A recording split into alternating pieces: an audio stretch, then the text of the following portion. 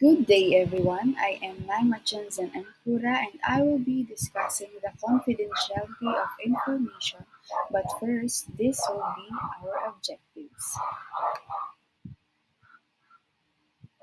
At the end of the discussion, the students should learn how does confidentiality of information affect conflict management, compare and differentiate confidentiality and transparency, and understand the importance of confidentiality of information on conflict management. So let's define the word confidentiality. Confidentiality, the fact of information being kept secret, so it is not open for public. And let's define information, facts about situation, person, event, and etc. It is the simply the facts. Let's go on in transparency. Promotes openness, accountability, and communication.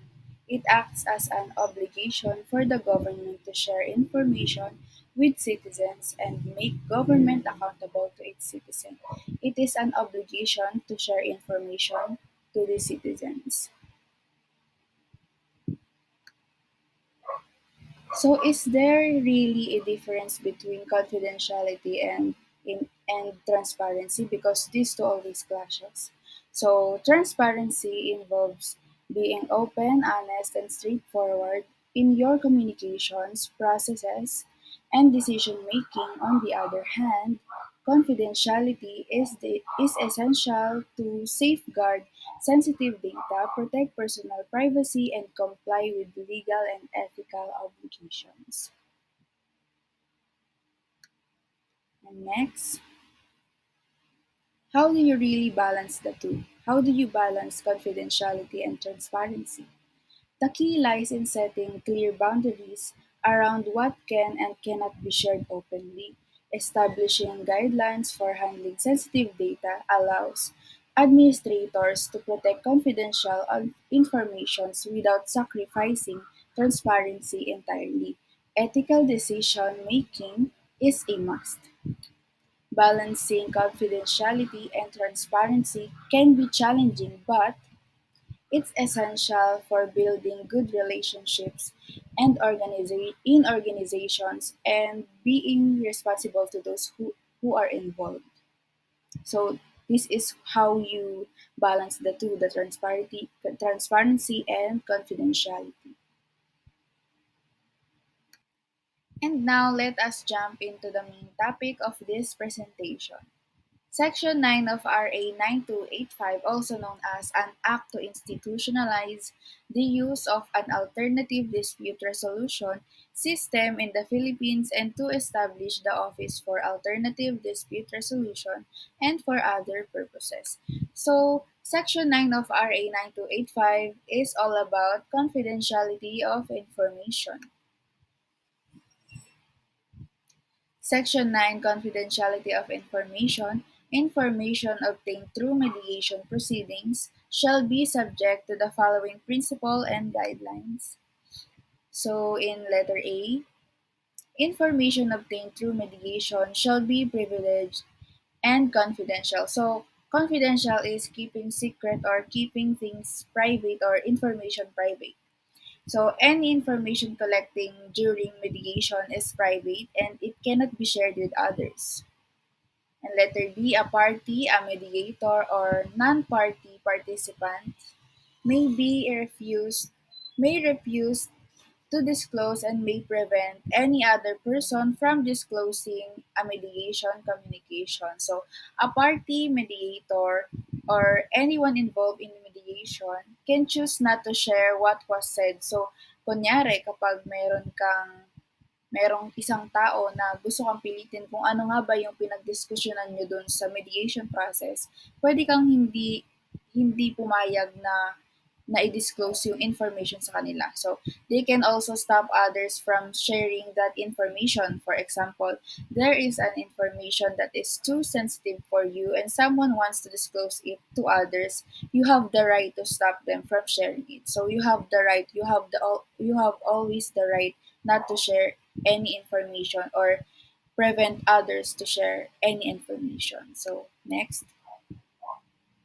So letter C, confidential information shall not be subject to discovery and shall be inadmissible if any adversarial proceeding, whether judicial or quasi-judicial, however evidence or information that is otherwise admissible or subject to discovery does not become inadmissible or protected from discovery solely by reason of its use in mediation. So, confidential information shared during mediation cannot be requested or used in court. However, if there's other evidence that is normally allowed in court, it doesn't lose that status just because it was mentioned during the mediation. So, I have an example. So, imagine two businesses are in a mediation process to resolve a contract dispute. During mediation, one business share financial details. So financial details is considered as confidential. So if the case goes to court, the confidential information can't be used as evidence. So, however, if the other business has an email that supports its case and that email was also discussed in mediation, it can still be used in court since it's not confidential. So, the one that is confidential, too confidential, cannot be used in court.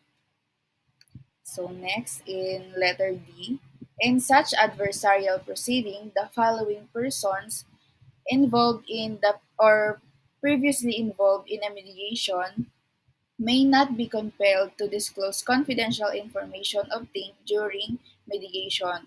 These are number one, parties to the dispute; number two, the mediator or mediators; three, the counsel for the parties; four, the non-party participants; five, any person hired or engaged in connection with the mediation secretary, stenographer, clerk, or assistant; and number six, any other person who obtains or possesses confidential information by reason of his or her profession. So in legal case, the parties in the dispute, the mediator and mediators, lawyers for the parties, any participants who who are not directly involved in the dispute, any assistant like secretaries or clerks who help during mediation, and anyone who learn confidential information because of their job cannot be forced. They are cannot be forced to share confidential information learned during mediation process. So this means that shared information will stay private.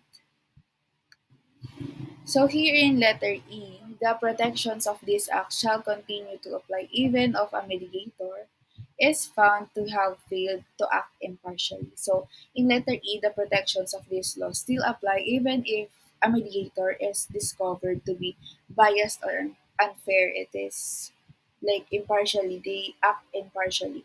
So I have an example. If a mediator makes a mistake and is found to be one-sided or to favor one side, the information shared during mediation is still kept private. So in letter F, a mediator may not be called to testify to provide information gathered in mediation. A mediator who is wrongfully subpoenaed shall be reimbursed the full cost of his attorney's fees and related expenses. A mediator cannot be forced to go to the court and share what they learned during the mediation. If a mediator is wrongfully or wrongly ordered to testify, they will get paid back or reimbursed for their legal fees and other costs. The example scenario here is if a mediator is subpoenaed to testify about a mediation session and they were not supposed to, they can get reimbursed for the money they spent on their lawyer. So all in all, so this we are in the conclusion. In conclusion, Section 9 of RA 9285 highlights the significance of arbitration as preferred method for resolving disputes. By affirming the legal validity and binding nature of arbitration agreements, It encourages parties to seek efficient alternatives to litigation. This section not only fosters trust in arbitration process but also helps alleviate court congestion, contributing to a more effective and harmonious legal environment for dispute resolution in Philippines. So according to Abraham Lincoln, a good settlement is better than a good lawsuit.